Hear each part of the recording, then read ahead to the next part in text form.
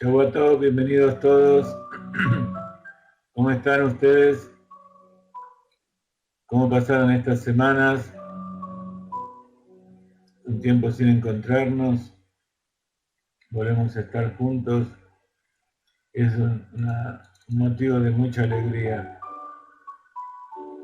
Nos encontramos con un nuevo libro de la Torá, el libro de Shemot, los nombres.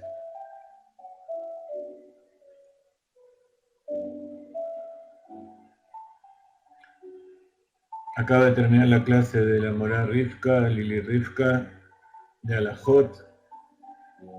A los que no la vieron, les invitamos a verla. Una semana de frío y lluvia en Israel, una semana de lucha, de exilio, también en la tierra de Israel, con compatriotas muertos. En sus países también la situación no es muy buena. Estamos en los últimos dolores de parto del Mashiach. Estamos en la época que los Jajamim dijeron: yo quiero que llegue ese momento, pero no quiero estar allí. Quiero estar después, cuando pase todo eso y ya llegue el Mashiach. Y así estamos nosotros trabajando juntos para traer el Mashiach ahora. Después de que el pueblo de Israel bajó a Egipto, 70 almas, 70 el secreto de Sod, Yain. Ese 70 representa al secreto de la creación.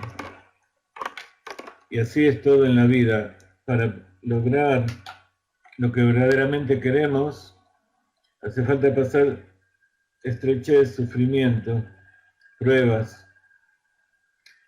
Todas las cosas que queremos emprender tienen problemas y tienen soluciones.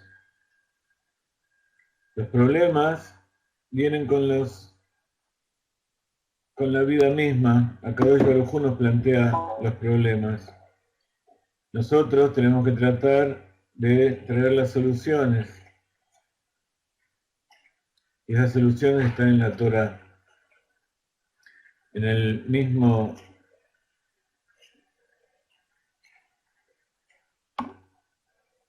exilio está la medicina para la redención. Así nos explicó esta semana el Rab en uno de los videos que pusimos.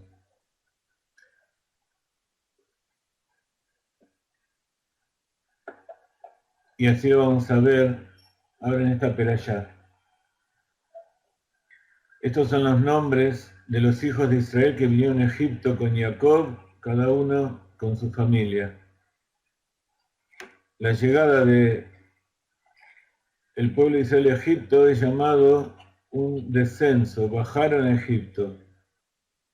Cuando uno va a la tierra de Israel se llama Aliyah, una elevación, un ascenso hacia ese lugar sagrado, ese Zion, hacia ese lugar donde está la esencia del alma. Y allí tenemos que mirar para conseguir ese calor, esa energía que necesitamos todos los días para trabajar,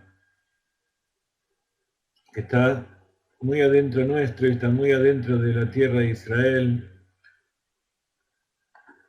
en un lugar llamado Ar Amoriá, en un lugar llamado Jerusalén. Y hacia ahí se dirigieron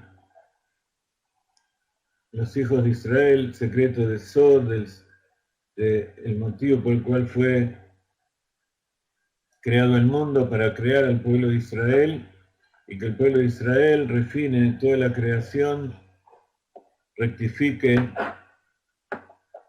el pecado de Adán Rishon, rectifique todas las cosas que faltan, para que este sea una morada para Dios,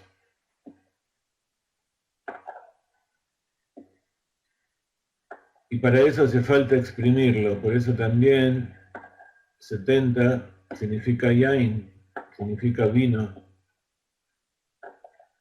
Yud Yud Nun significa vino. Y en ese vino está el secreto del entendimiento.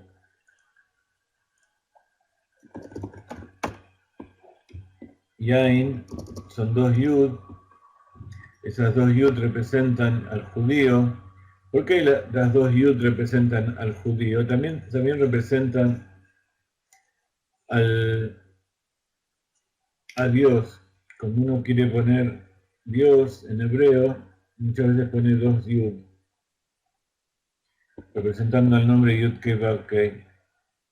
Pero también 2 yud en hebreo, yud quiere decir judío, yudí. Entonces siempre que hay 2 yudim que están juntos, están para que Akadosh Baruj Hu more en él, para que more la presencia divina y les dé el secreto de la Nun de Matria 50, de los 50 caminos del entendimiento, 50 portales del entendimiento, Nun Sharei Binah. Yud Yud también es 20, que representa a Keter, a la corona, que desciende a Nun, a Binah, que es el principio femenino. Vamos a ver cómo la redención, a pesar de que fue dirigida por Moshe y Aarón, tuvo la presencia necesaria de mujeres que salvaron al pueblo de Israel. Ahora vamos a ver qué fue lo que hicieron Miriam, Yochebed, la madre y la hermana de Moshe y de Aarón. Y gracias a ellas existe el pueblo de Israel, si no los egipcios lo hubieran destruido. Ve'ele Shemot Bnei Israel Abaim Mitzrayma et Yaakov Ish Ubeito Bau. Repitan conmigo, así entra en la casa de ustedes palabras de Torah en hebreo, y así sus bocas, sus mentes, sus corazones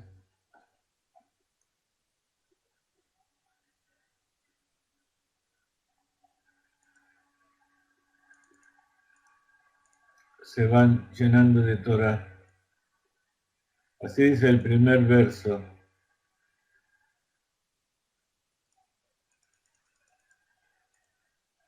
Ve'eile Shemot Bnei Israel Abaim Mitzrayma et Yaakov Ish Ubeito Bau. Aquellos que no hicieron el curso de hebreo, por favor me avisan, me escriben de alguna manera, les vamos a hacer precio, les vamos a cobrar lo mínimo para que hagan el curso. Hay un curso Aleph, un curso Bet con la Mora Miriam. Besat Hashem, si Dios quiere, estamos planeando con la Mora Miriam hacer algo muy interesante que les va a gustar a todos ustedes, algo nuevo, por lo menos en Galeinai. Y también lo tiene muy entusiasmado el Rav Ginsburg, así que esperemos que pronto podamos mostrarles el emprendimiento nuevo que está haciendo la Mora Miriam. Ella, por ahora, esta semana estuvo descansando, el domingo que viene va a continuar con el curso de los nombres. Así que prepárense. Aquellos que no estén inscritos en el curso de los nombres, también me escriben a admin@galeinai.org o a Jenny también, galeinai.org, para ver las clases pasadas, para arreglar la inscripción en el curso. Nuevamente, repitan todos, si hay mucha gente en su casa, repitan a coro.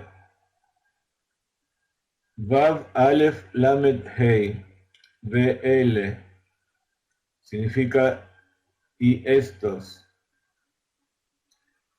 Shemot, Shin Mem Vav Taf, Benei Israel, VL Shemot Benei Israel. Y estos son los nombres de los hijos de Israel.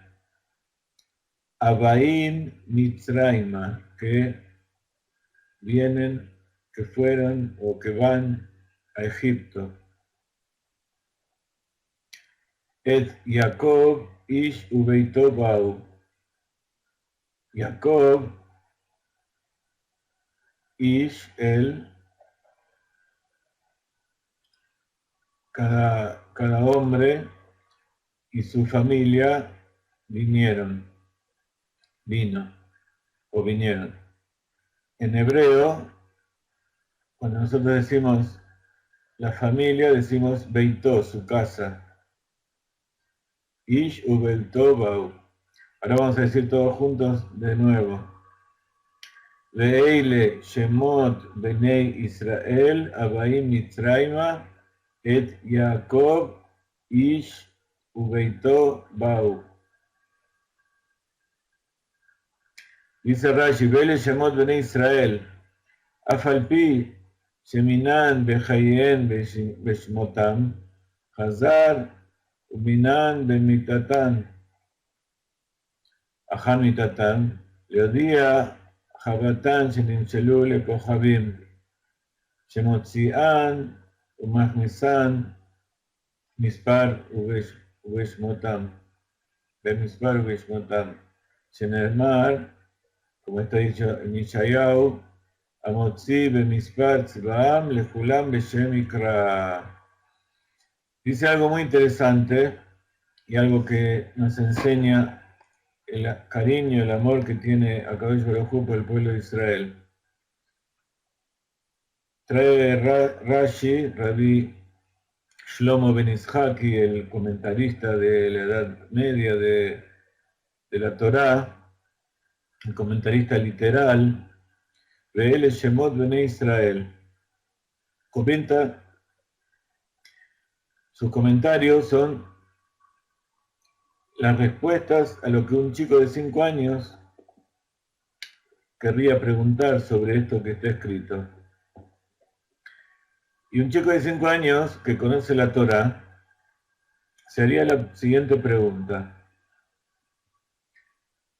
Durante el final, las últimas parashiot del libro de Bereshit,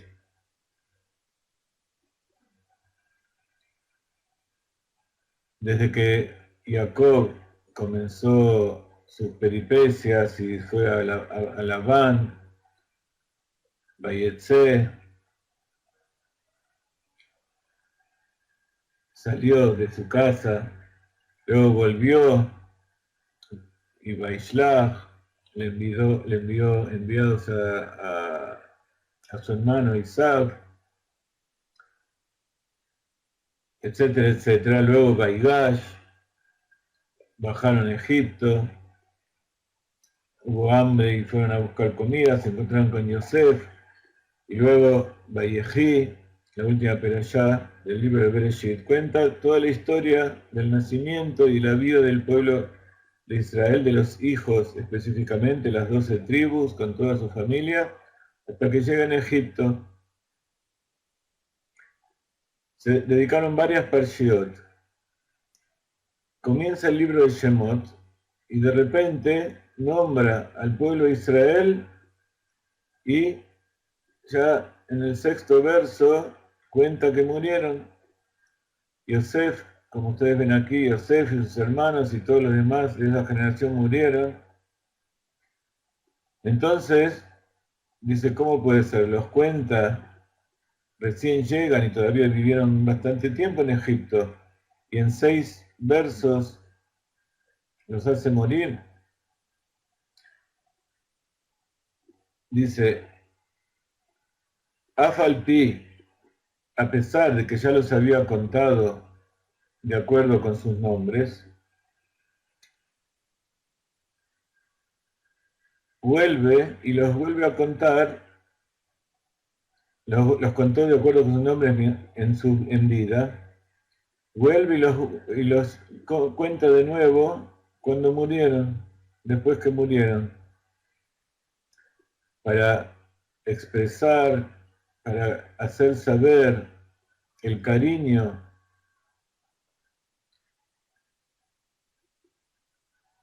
del pueblo de Israel, que fueron comparados con las estrellas del cielo. ¿Por qué? Porque así les había prometido a Isaac y a Jacob, a Kadosh Baruj Hu, que iba a hacer su simiente como las estrellas del cielo. Entonces, cuando salieron de la tierra de Israel, cuando nacieron, fue nombrando a cada uno de acuerdo con sus nombres. Y luego, cuando los sacó de Egipto y fueron a morir allí, también los nombra por sus nombres. Mispar ubishmutam, Sheneemar.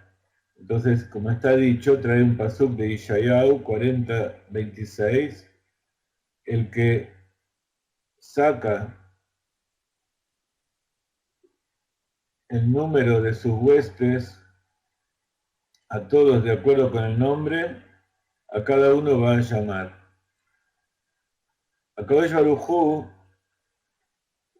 hay una discusión filosófica en distintos pensadores judíos, como el Rambam, el Ramban, Rabbi Nachmanides, Rabbi Maimónides, Rabbi Moshe ben Baimón, Rabbi Moshe ben Nachman y otros, donde analizan cuál es la Ashgaha Pratit, cómo Kadosh Baruj Hu supervisa la creación. Rabbi Moshe ben Maimón, Ramban, dice que Kadosh Baruj Hu a toda su creación supervisa en forma general de acuerdo con su especie. A los animales pone un ángel encargado para darle vitalidad a determinada ave, a cada uno de acuerdo a su especie. A los animales está por un lado las vacas, por un lado las ovejas, las cabras, los leones, etcétera, etcétera. Y así también las plantas y toda la creación, los planetas, los minerales. Dice el Rambam que su providencia divina, o sea que cómo va a ser la evolución y cómo va a ser el futuro y cómo se va a dirigir cada una de esas especies, es en general el Nachmanides, Rabbi Moshe ben Nachman, dice que no, que Akadosh Baruj Hu tiene providencia divina por cada una y una de sus criaturas y tiene la capacidad y tiene en su infinitud y en su amor por su creación, está pendiente de cada una y una de sus creaciones, a tal punto que luego viene el Baal Shem Tov y dice que no se mueve ni siquiera una sola hoja sin que Akadosh Baruj Hu le ordene. Y así estudiamos muchas veces en Kabbalah, en Hasidut, que como dice el Tanya, que tu palabra está firme en el cielo, significa que para que todo lo que existe siga existiendo, Akadosh Baruj Hu constantemente tiene que sacar de su boca las palabras que sacó desde el primer día de la creación. Sea las plantas, sea la tierra, sea las estrellas, sea la luz, etcétera, etcétera. Y así cada una de esas creaciones que de todo el universo, cada partícula se mueve y existe porque Akadosh Baruj Hu tiene una providencia, supervisa y decide en cada momento que eso tiene que seguir existiendo y qué es lo que tiene que pasar con ellos. Con respecto al ser humano, el ser humano, Dios le dio libre albedrío. Entonces, Akadosh Baruj Hu, por supuesto, también tiene providencia sobre cada una y una de las personas. Pero también le dio con su providencia el libre albedrío para que la persona pueda decidir.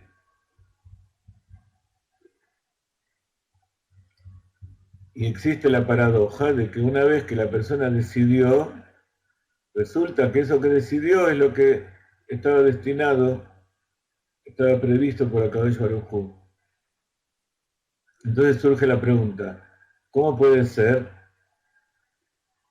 que si Dios todo lo maneja y todo lo decide, el ser humano tenga la capacidad, tenga el derecho, tenga el permiso para decidir? Y ahí es cuando se diferencian las personas.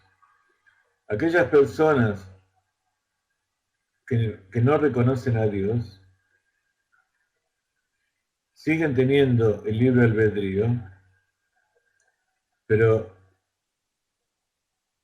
es un libre albedrío oculto que no le permite decidir exactamente qué es lo que Dios quiso para él. Entonces Akadosh Baruj Hu tiene que dirigirlo, tiene que manejarlo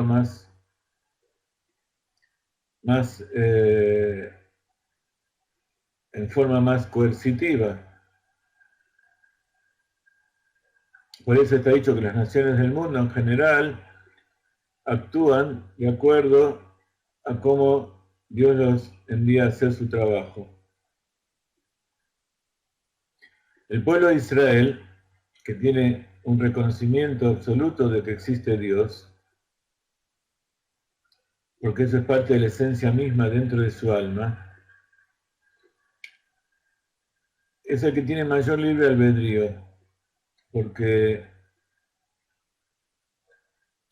en definitiva lo que va a decidir es hacer lo que Dios quiere. Y aunque a veces aparenta que que una persona, un judío, hace algo que no corresponde, simplemente es un permiso también que Dios le dio para desviarse, para hacer en ese lugar donde tiene que ir algo que nosotros a lo mejor no entendemos, pero que Akadosh Baruj Hu está controlando también. Entonces, el grado de libertad para decidir depende del reconocimiento de la conciencia que tengamos de Dios. Entonces, por un lado, cuanto más reconocimiento de Dios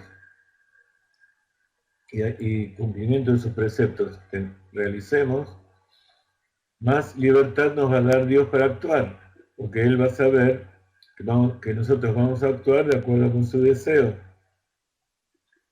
Entonces, lo que realiza Dios con respecto al pueblo de Israel es que toda la creación funcione de acuerdo a cómo se comporta el pueblo de Israel.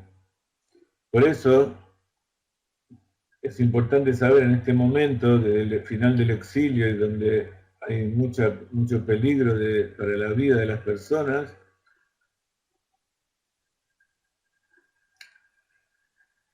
que todo lo que pasa en el mundo que nos rodea depende de cuál es la actitud del pueblo de Israel con respecto a la voluntad de Dios, con respecto a la Torá, con respecto a la tierra de Israel, con respecto al cumplimiento de los preceptos y con respecto al reconocimiento de cuál es el deseo de Dios, que es que rectifiquemos el mundo y que seamos una luz para las naciones, que nos dirijamos a todo el mundo y le hagamos saber, como hizo el primer judío, Abraham Avinu, que existe un solo Dios y que tenemos que seguir toda su voluntad. Entonces, a esto se refiere este pasuk. Todo lo que yo acabo de decir lo explica Rashi con las palabras que un niño lo puede entender. Dice, ¿por qué vuelve a nombrar a todos por su nombre ahora que murieron? Para mostrarles su cariño, para mostrarles su reconocimiento especial como pueblo elegido, porque ellos son comparados con las estrellas,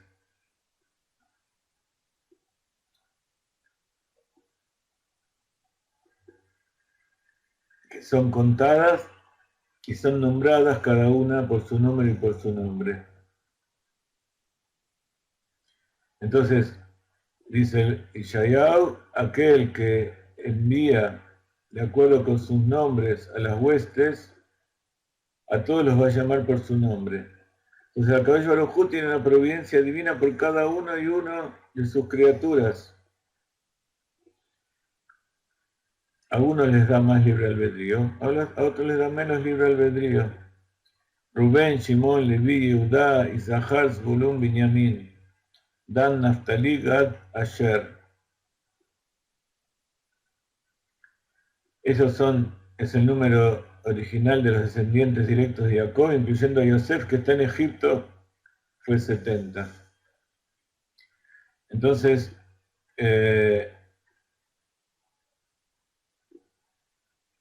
tenemos los 11 que bajaron y luego Yosef. Como ustedes ven, acá está el nombre de los hijos, no de las tribus que quedaron después. ¿Por qué? Porque Yosef tuvo dos hijos, Gershon y Menashe, y ellos dos, perdón, Efraín y Menashe, y entonces, como Yosef era el preferido de Jacob, lo nombró su primogénito, y como había resultado que el primogénito, que era Reubén, que es el que que tendría que haber sido la tribu de los sacerdotes, fue transferido a Leví, del cual salió Shimón, Aarón. Entonces, Leví no es contado dentro de las 12 tribus, porque ellos iban a ser una tribu especial de los levitas y los sacerdotes. Entonces quedaban 10. Y esos 12 se completaron entonces con Efraín y Menashe, los hijos de Yosef. Vayei kol nefesh yetzei yerech Jacob, shivim nefesh de Yosef haya bemitzrayim. Dice, la Torá en hebreo tiene una expresión muy hermosa de, ¿cómo se dice? Descendientes. Dice, Vayei kol nefesh, y fueron todas las nefesh, que significa alma, pero se refiere a las personas. Cuando uno pregunta en Israel cuántas personas hay en tu familia, se dice Kama nefashot, cuántas almas. Yetzei, que salieron, Yerech, Jacob. De los que salieron, Yerech es el muslo, pero se refiere al órgano sagrado. ¿Cuáles fueron todas las personas que salieron de la simiente de Jacob, de las entrañas de Jacob? Shivim Nefesh, 70 almas. Entonces, cuando uno se pone a contar, dice, no, pará, no había 70 bajaron. Entonces aclara la Torá, de Yosef allá en Mitzrayim, y Yosef estaba en Egipto junto con su esposa, junto con sus dos hijos. Y con ellos se suman 70. Entonces dice Rashi, de Yosef allá en Mitzrayim, ve aló u banaba yu bechlal shivim, ומה בא ללמדנו? וכי היינו יודעים שהוא היה במצרים, אלא לידיעך שתקתו של יוסף. Entonces dice, ¿acaso no sabemos que él estaba en Egipto y que él es hijo de Jacob y que está contado dentro de los 70? ¿Para qué tiene que venir la Torá a aclarar que Yosef estaba en Egipto y estaba incluido entre los 70? Para mostrarnos lo justo que era Yosef, que a pesar de que estaba en Egipto, seguía perteneciendo al pueblo de Israel. Entonces, nuevamente, pertenecer al pueblo de Israel no significa solamente ser hijo, sino que significa cumplir también con la herencia de Jacob, de Abraham, Isaac y Jacob. Ambas cosas son imprescindibles. Y entonces vuelve a aclarar, Yosef, era ese Yosef que era el pastor del rebaño de su padre, ese mismo Yosef es el que estaba en Egipto y se hizo rey y se mantuvo con su Sitko, quiere decir que él se mantuvo puro, se mantuvo siendo un tzadik. Yosef y sus hermanos y todos los demás de esa generación murieron.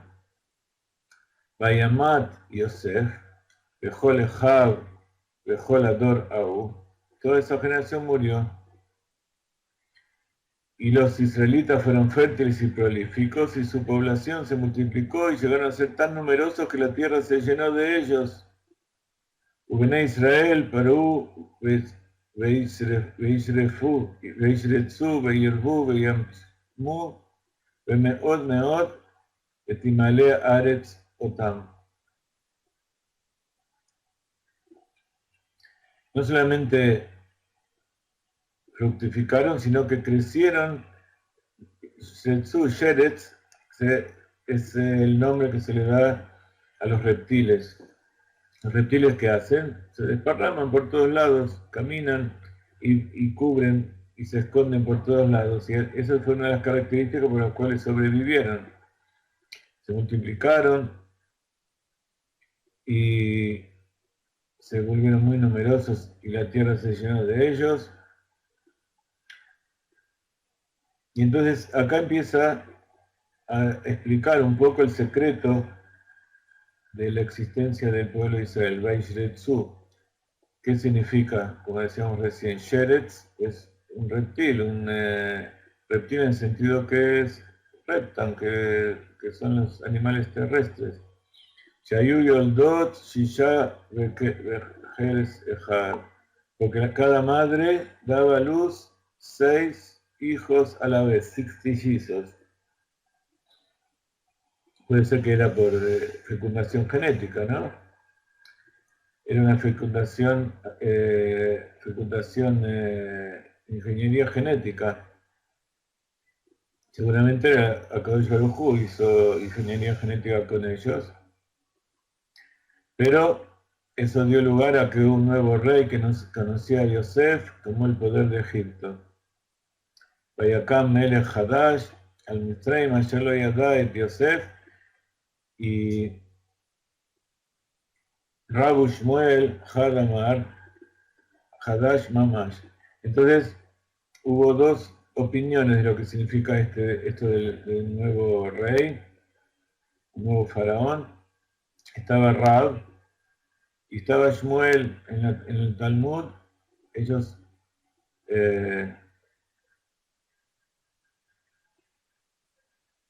como de costumbre, cuando hay dos opiniones, cuando hay dos judíos hay dos opiniones como mínimo. Uno dice que era nuevo, verdaderamente nuevo, y otro dijo que no era nuevo, sino que cambió de opinión, porque hasta ese momento, mientras estaba Jacob y Yosef, él amaba a los judíos. ¿Por qué? Porque beneficiaron grandemente. Pero el otro dice que no, que nuevo quiere decir que Shenit Hashu Gezerotav, que sus decretos de esclavitud se renovaron. ¿Por qué? Ayer lo yada, porque no sabía. Entonces, si era un nuevo rey, significa que no conoció a Yosef y no conoció todo lo que pasó antes. Pero eso es medio extraño, porque seguramente le iban a contar lo que era el pueblo de Israel. Entonces,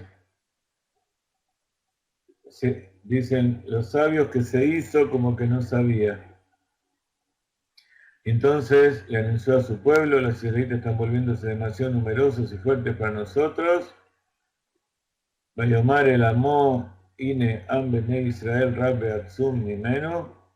Debemos lidiar sabiamente con ellos, de lo contrario es posible que se multipliquen tanto que si hay una guerra se unan a nosotros, a estos enemigos y peleen contra nosotros expulsándonos de la tierra. Entonces, primero puso recaudadores de impuestos y le empezó a hacer la vida difícil al pueblo de Israel. Y luego, cuando vio que todo eso no servía, entonces, ¿qué fue lo que hizo? Empezó a esclavizarlos, empezó a torturarlos, los empezó a debilitar, a hacer trabajos forzados, edificar ciudades, hacer ladrillos. Primero le daban los materiales para hacer ladrillos, después incluso los judíos mismos tenían que buscarse sus materiales. Y los egipcios los oprimían, pero igual cuenta la Torá que los judíos se proliferaban, se siguen esparciendo y tenían mucho miedo a los egipcios.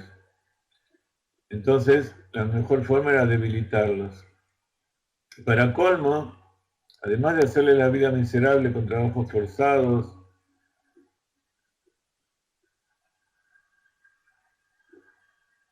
les puso parteras para que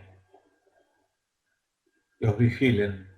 Y entonces, esas dos parteras, que se llamaban Shifra y Púa, que cuenta el Midrash que en realidad eran Miriam y Yochebed, la mamá y la hermana de Moshe, les dijo: cada vez que vean que nacen varones, entonces los tienen que matar.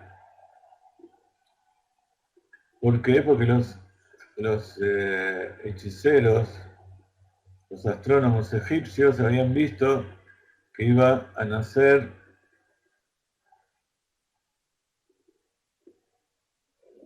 un bebé que iba a destronar, iba a eliminar al faraón y a Egipto, como ustedes saben. Entonces representaba una amenaza para ellos. Y entonces aquí es cuando viene todo el tema de las parteras en Israel y en toda parte del mundo. Las comunidades judías tienen un especial cuidado, tienen grupos de mujeres que se ocupan de las parturientas, de las mujeres que están embarazadas y que están por tener y luego que tuvieron, para darle todo lo que necesiten. Y en general estas organizaciones son llamadas justamente Shifra y Púa, en honor a aquellas Meyaldot, aquellas parteras judías que el faraón les ordenó que cuando haya un varón lo maten, y sin embargo ellas no las mataron. Entonces cuando el faraón le preguntaron ¿por qué siguen viviendo los varones? ¿Por qué no los mataron? Ellas dijeron: cuando nosotros llegamos, ellas ya dieron a luz, son como animalitos que no hace falta partera porque paren por sí mismas en medio del campo.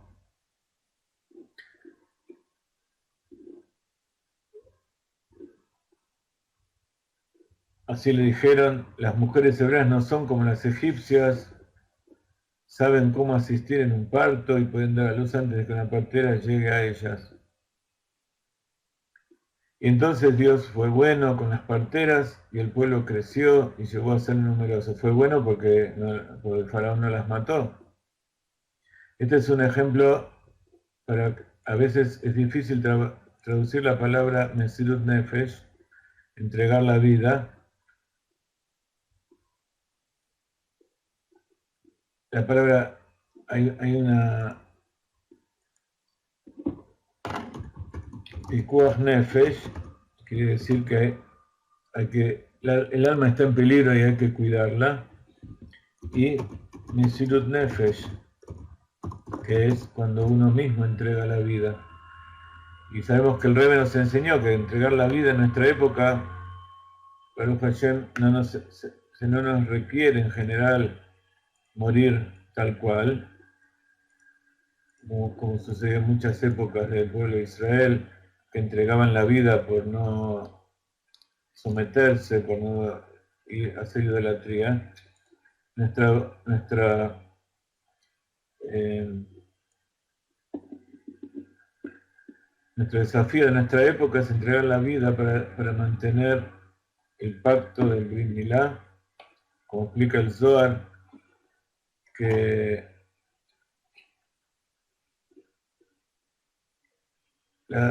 mancillar el pacto no es simplemente derramar la semilla a la tierra, sino también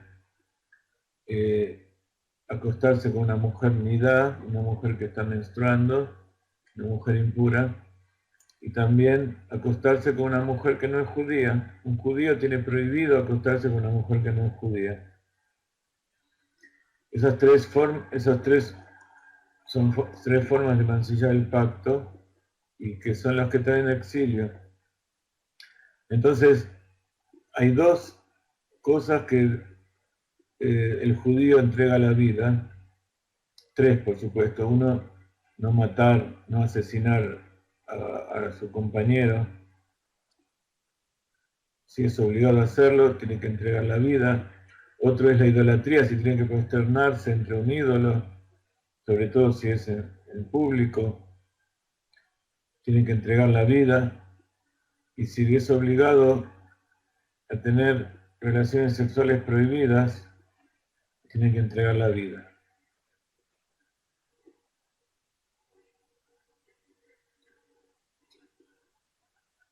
Akadosh Baruj Hu es el que toma y da la vida a cada uno de nosotros. Entonces tenemos que pedirle a Akadosh Baruj Hu que no nos haga pasar por esa prueba. La prueba de idolatría es un tema de voluntad propia. Y según, como vimos, nos explicó el Rav Ginsburg, el pueblo de Israel ya rectificó esa parte. Jacob ya había rectificado esa parte de la idolatría en el pueblo de Israel, porque así comenzó Abraham Avinu.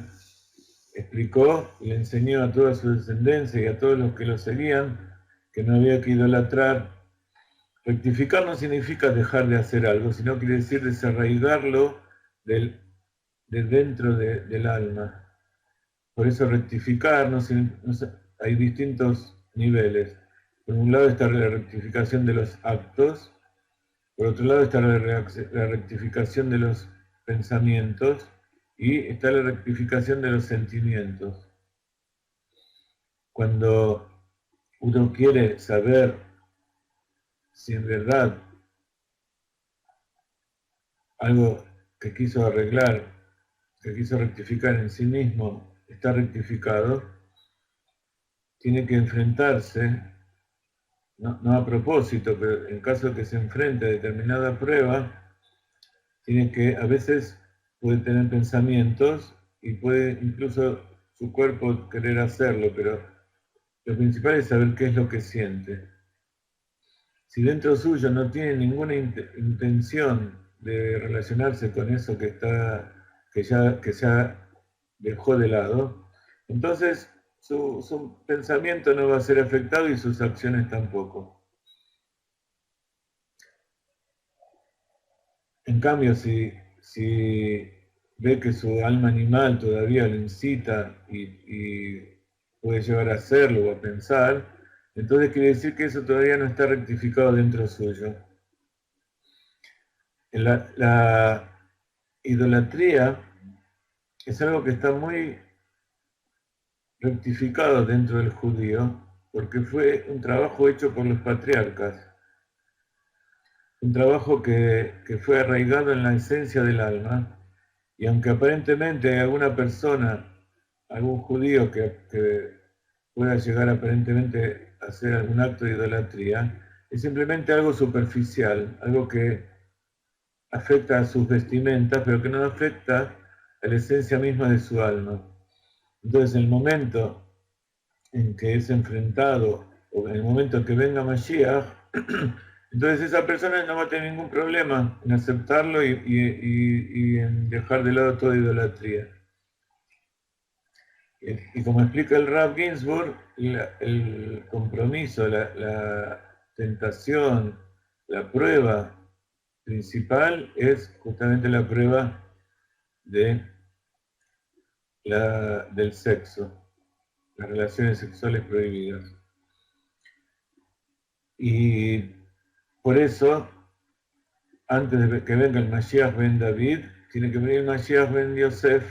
El Mashiach ben Yosef, como nosotros vemos, Yosef es el que cuidó el pacto. Fue el que recibió al pueblo de Israel y se mantuvo limpio, como dice acá la Torá, explica Rashi, que Yosef, a pesar de que estaba solo allí, en medio de toda la idolatría, de toda la degeneración de Egipto, él se mantuvo puro. Y por eso pudo estar contado dentro del pueblo de Israel y pudo luego recibir a todos. Pero para que vaya el pueblo de Israel hacía falta algo más. Por eso cuenta la Torá que cuando Jacob quiso ir con todo su pueblo, ya una vez que Yosef se había descubierto y que estaba todo bien, primero lo mandó a Yehudá a hacer yeshivot. Porque allí donde está el pueblo de Israel tiene que haber Torah, tiene que haber lugares de estudio de Torah. ¿Para qué? Para que el pueblo, para que la Torah lo proteja de estas cosas que están prohibidas hacer, especialmente de mantener la descendencia pura, la descendencia tal como tiene que ser, a través de relaciones puras. Y esa es la unión de Yosef y Yehuda. La unión de Yosef, que es el Zahar, y Yehuda, que es Nekeivá, la unión del hombre y la mujer para dar una descendencia correcta. Por un lado, Yosef, que era el cumplimiento de los preceptos, y por otro lado, Yehuda, que era el estudio, la bendición, porque Yehuda es Leodot, es agradecer a Dios, es bendecir. Entonces, por eso hay una explicación de la Kabbalah que trae el Rav Ginsburg del Hasidut, que Yosef representa a los preceptos y Yehudá representa a la bendición que se dice, que establecieron los Rabbanim antes de cumplir cada precepto. Entonces, dice, ¿qué es más importante? ¿El precepto o la bendición del precepto?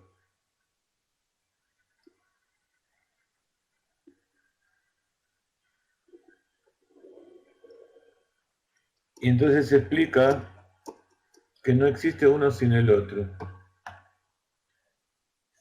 Porque uno puede cumplir un precepto sin darse cuenta. Uno puede hacer el bien porque piensa que uno es bueno. Pero cumplir un precepto significa cumplir una orden de Dios. Hacer algo porque Dios me lo ordenó. Y por eso los Jajamim establecieron que antes de hacer cada mitzvah, tenemos que decir una bendición. Baruch atah Hashem Elokeinu melech haolam, asher kideshanu b'mitzvotav v'tzivanu leaniach tefilim, leadlik nerot, Shabbat. Bendito eres tú, Dios, nuestro Dios, Dios del Rey del Universo, que nos santificaste con tus preceptos y nos ordenaste tal y tal precepto. Por eso, antes de cumplir un precepto decimos una bendición. Por el mismo hecho de que antes de que Jacob bajó a Egipto, a vivir allí, mandó a Yehuda. Entonces primero está la bendición y después está el precepto. Si uno no sabe cuál es el precepto, la bendición específica para cumplir determinado precepto, se dice una bendición general. incluso cuando uno se equivoca, hay una bendición que dice Baruch atah Hashem Elokeinu melech haolam, lamdeini jukeja. Bendito eres tú, Dios del universo, que me enseñas tus leyes. Entonces, por supuesto, nunca se hizo una bendición antes del precepto sin después cumplirlo. Cuando uno, por ejemplo, va a hacer la bendición del pan antes de comer, se lava las manos, y cuando uno se lava las manos, tiene que decir, bendito eres tú, Hashem, nuestro Dios del universo, que nos ha santificado, que nos predicó y nos ordenó acerca del lavado de las manos. Y luego, con un poquito de agua que queda en las manos, nos lavamos. O sea, primero nos mojamos las manos tres veces cada mano, depende si es para una cosa o para otra, pero digamos para el pan, 3 veces en la derecha y 3 veces en la izquierda. Y guardamos un poquito de agua en una mano y después de hacer la bendición, nos lavamos. Pero hasta que no comemos el pan y decimos la bendición del pan, no podemos hablar. ¿Por qué no podemos hablar? Porque ese lavado de manos lo hicimos con la intención de ir a comer el pan. Entonces es una bendición que está relacionada con ese precepto. Entonces, si nosotros no hablar de otra cosa, no hablar significa tampoco pensar en otra cosa. Tenemos que estar pendientes todo el tiempo de que lo que acabamos de hacer, es para ir a la mesa y comer el pan. Por supuesto, antes de comer el pan, decimos la bendición del pan. También todo lo mismo que sacó el pan de la tierra. Bendecimos a Dios en cada momento. Y esa bendición a Dios, ¿qué significa? Que estamos reconociendo que, por un lado, que Dios hizo todo, que Dios nos creó, que Dios nos dio el alimento, que todo viene de Dios, pero que también ese precepto que estamos cumpliendo es porque Dios nos ordenó.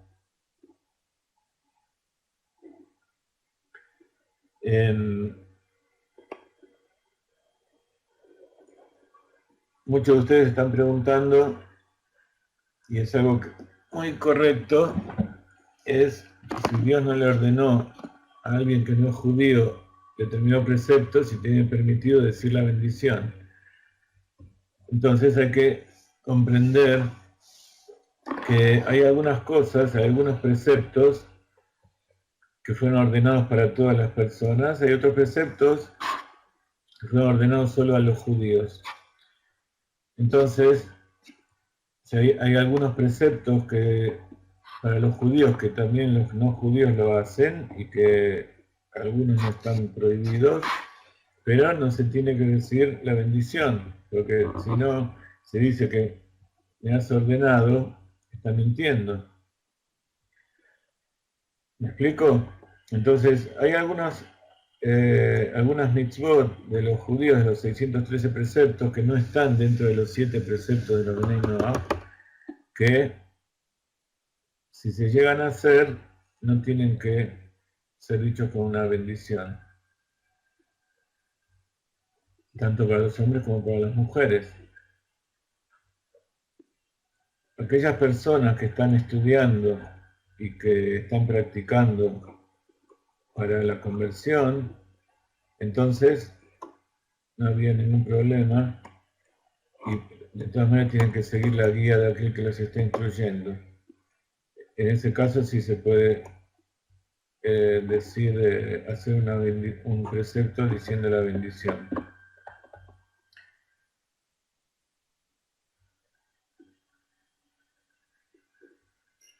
Entonces,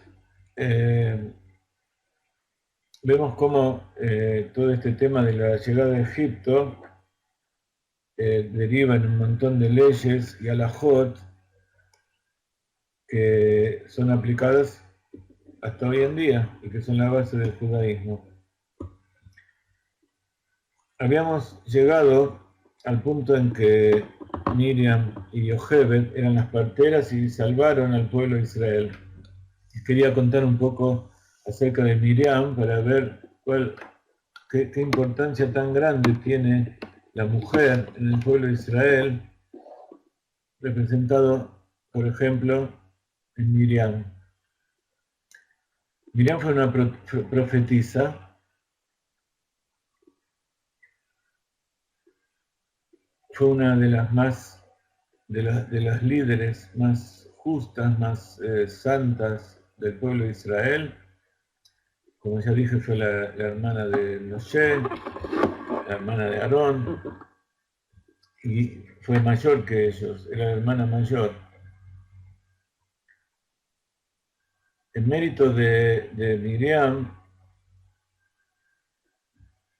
el pueblo de Israel tuvo agua en el desierto, y en general Miriam está conectada con el tema del agua. Miriam nació en la época en que Egipto comenzó a oprimir al pueblo de Israel y amargó sus vidas. Y de ahí viene el nombre suyo, que significa amargura, amargado. En hebreo,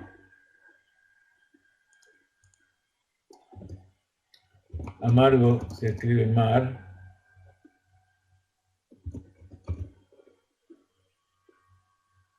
tiene una relación, es muy parecido al castellano, ¿no? Mar, amargo, y Miriam viene de mar. También el mar es tan salado que cuando uno lo prueba es amargo.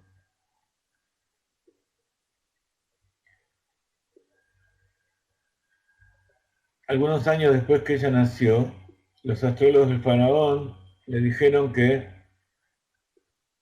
el salvador del pueblo de Israel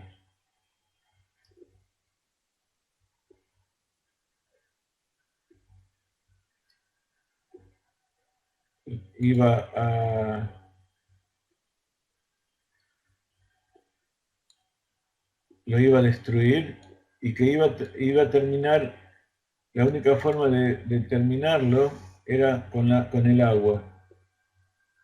Su final iba a ser en el agua, a través del agua. Entonces el faraón decretó de que todo bebé judío que nazca, todo varón, tenía que ser arrojado al Nilo. Y así, como dijimos antes, les ordenó y las instruyó a las parteras judías Shifra y Púa que hagan esa tarea. Todo varón debía ser arrojado al Nilo, literalmente ahogado. Esta Shifra y Púa, Shifra era Yochebed, la madre de Moshe, y Púa era una niña de 5 años, la pequeña Miriam, su hija, que asistía a su madre en los partos. Sucedió que ante este decreto del faraón, Amram, que era la esposa de Yochebed y el padre de Moshe, todavía no habían nacido sus hijos, entonces se divorció de su esposa a causa justamente de ese decreto. ¿Por qué habrá querido divorciarse por un decreto del faraón? Justamente porque está prohibido, cuando dos personas están casadas, abstenerse de procrear. Entonces, como él no quería tener hijos varones que sean muertos, que los mate, entonces se divorció, y no solamente se divorció él, sino que como él era el líder del Sanedrín, de los grandes cabezas del pueblo de Israel en esa época, todos los hombres hicieron lo mismo. Entonces vino su hija Miriam y dijo algo muy sabio que lo convenció inmediatamente para que se case de nuevo y siga teniendo hijos. ¿Qué fue lo que le dijo? Dijo: padre, tu decreto es peor que el decreto del faraón, porque el faraón decretó nada más que eliminar a los hombres, pero vos estás eliminando a los hombres y las mujeres. Entonces, Amram se volvió a casar, hicieron una gran fiesta en el pueblo judío, y de allí nació el pequeño Moshe cuando Miriam tenía 7 años. Antes de que Moshe nazca,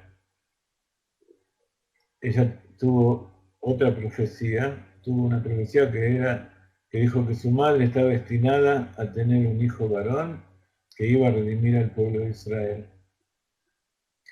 Y entonces, para que se cumpla la profecía, cuando nacía Moshe tenía que ser salvado. Pero si era salvado, los astrólogos del faraón, los hechiceros, se iban a saber que había nacido el Redentor de Israel y iban a querer matarlo enseguida. Entonces, ¿qué fue lo que hicieron? Hicieron una astucia muy grande, que es arrojarlo a las aguas. Lo pusieron en un Moisés, en una canastita, con brea, y lo dejaron flotar en las aguas. Y entonces los hechiceros del faraón se acercaban al faraón muy tranquilos y relajados, y le dijeron, ya podemos quedarnos tranquilos, el Redentor de Israel fue arrojado a las aguas.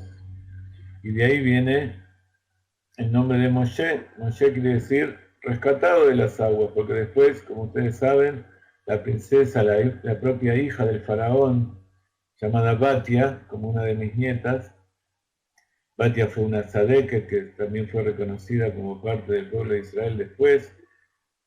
Ella vio a la canastita que estaba siendo vigilada por la madre y la hermana, y cuenta el Midrash que el brazo de Batia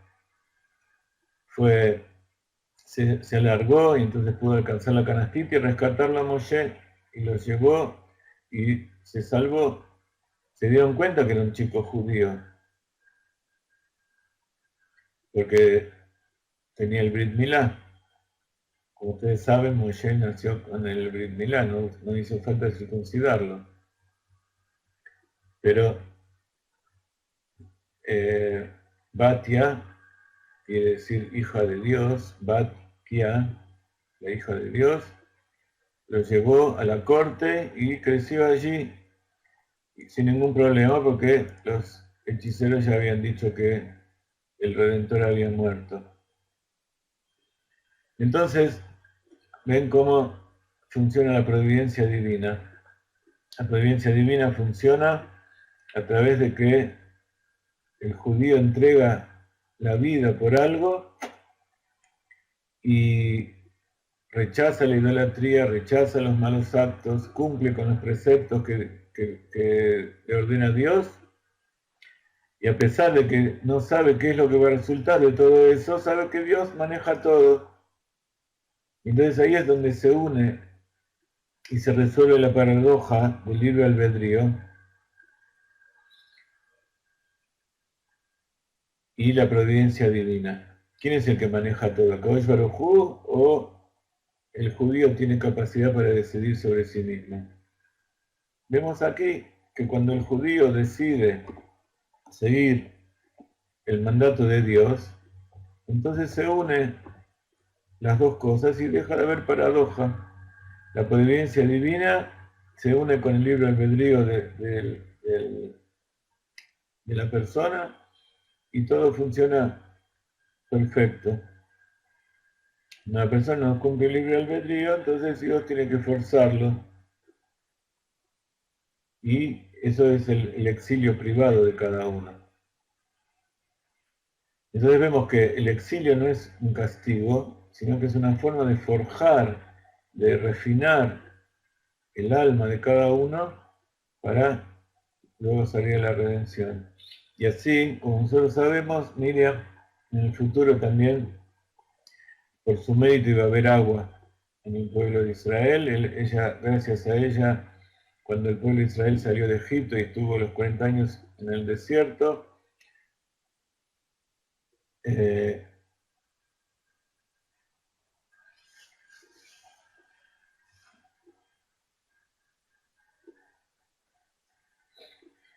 en mérito de ella apareció un manantial que iba junto con el pueblo de Israel, y de ese manantial salía cada vez que las nubes paraban y el pueblo tenía que estacionarse en una de sus paradas en el desierto. Entonces venía el manantial y se desbordaba y se dividía en 12 canales, y esos 12 canales formaban territorios, y en cada uno de esos territorios se asentaba cada una de las tribus de Israel. Y como ustedes saben, el campamento de las tribus de Israel tenían una forma determinada, con 3 tribus al norte, 3 al sur, 3 al este, 3 al oeste, y en el medio el campamento del tabernáculo. Entonces, así era la conformación de este manantial con sus ramas, con sus canales. En el medio estaba el manantial donde se ubicaba el tabernáculo, y los canales se distribuían para dar agua a cada una de las tribus, de acuerdo a su ubicación.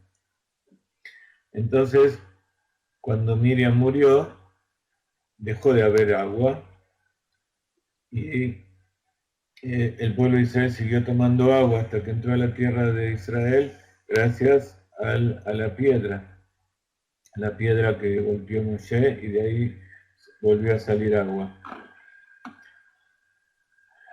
Antes de salir de Egipto, y justamente en esta historia que acabamos de contar, en el casamiento de Yochebed y Amram, que se volvieron a casar, hubo una gran fiesta, y en esa fiesta todas las mujeres se alegraron, y ellas se pintaban y se arreglaban, se maquillaban y perfumaban, se vestían de fiesta, siempre para atraer al marido y así acrecentar al pueblo de Israel.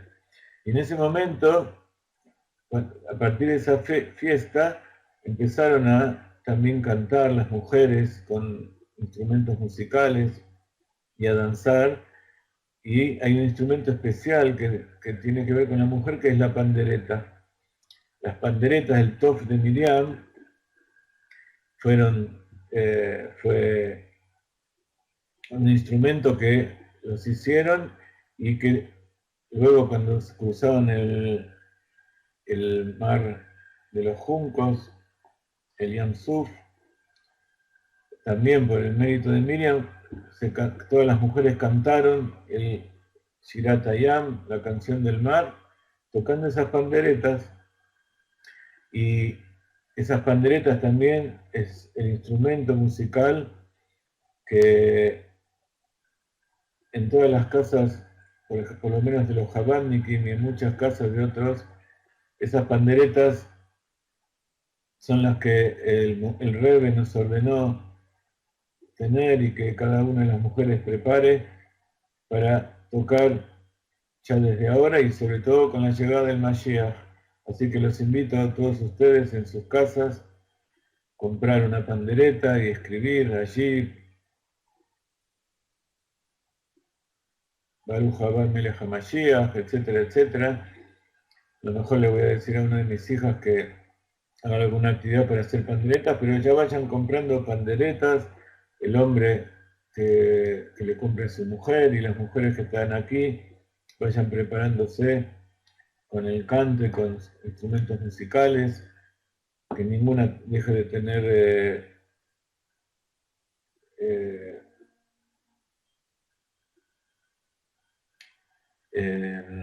maquillaje, perfume, una ropa linda, preparada para cantar y bailar con la llegada del Mashiach.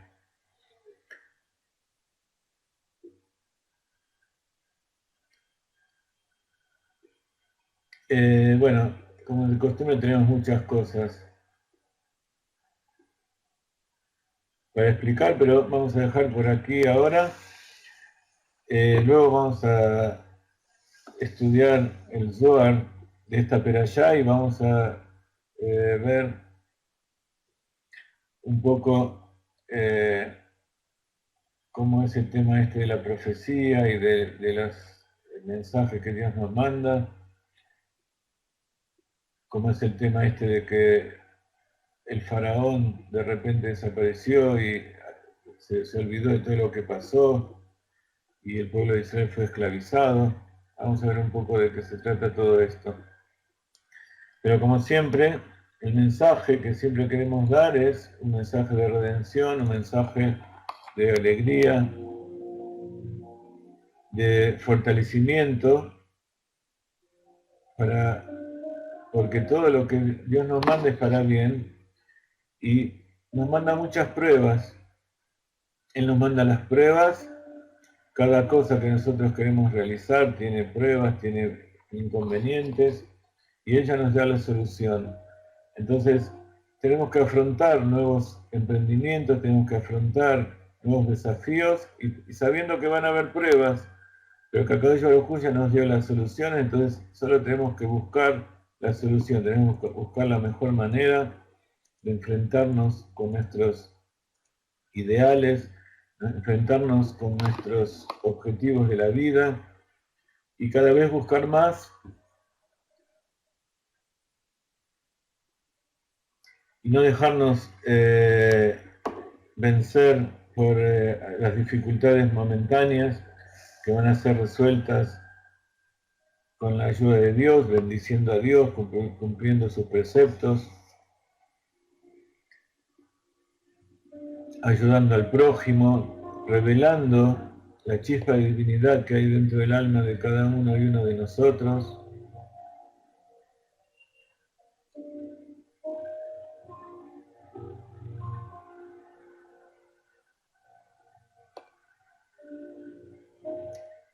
Erwin dice, amén, todo es para bien, lástima que haya, ay.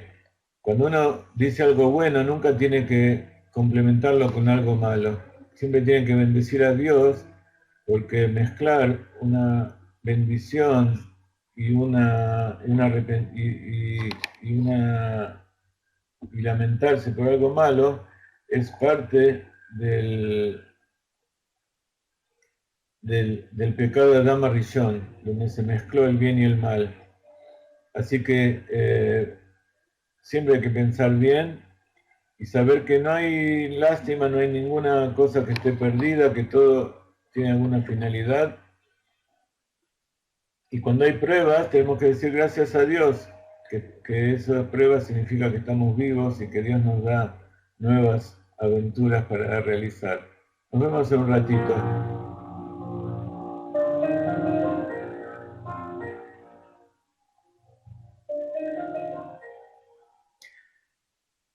Acuérdense que en nuestro equipo de trabajo en México y en distintos países realizaron unos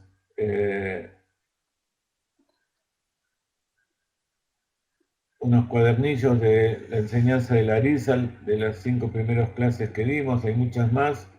Kenia se está ocupando de escribirlas y todo el equipo de distribuirlas.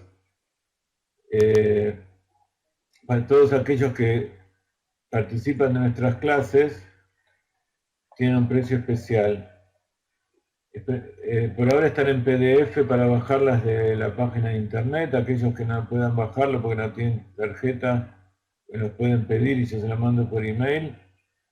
Cada una la vamos a vender a $6.